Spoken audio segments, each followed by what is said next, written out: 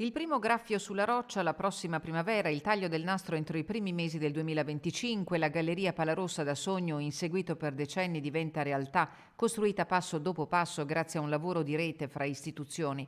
Alla Monna la mattinata è stata storica, allo stesso tavolo Regione Veneto, Provincia di Belluno e Provincia Autonoma di Trento, ANAS e Veneto Strade, che del progetto è soggetto attuatore. L'opera è estremamente utile perché va a sostituire un tratto di SR50 che è molto tortuoso, stretto perché ha la larghezza massima di 6 metri e anche pericoloso perché c'è una parete verticale rocciosa e quindi frequenza di caduta di masse. Una galleria lunga 950 metri che risolverà problemi annosi patiti dalle due vallate di rimpettaie. Il protocollo di finanziamento è pari a 25 milioni di euro messi a disposizione quasi equamente da Fondo Comuni Confinanti, Provincia di Trento e ANAS. ANAS è salita su un treno che era in corsa già da qualche anno e molto volentieri ha giocato anche su queste vallate il suo ruolo, insomma, di facilitatore delle realtà infrastrutturali più importanti, erogando il contributo che ha permesso di chiudere l'accordo per poi procedere alla chiusura dell'esecutivo e speriamo a vedere presto i lavori.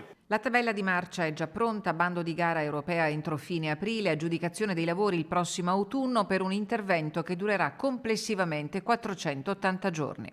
Questa è un'opera che è agognata da tantissimi anni.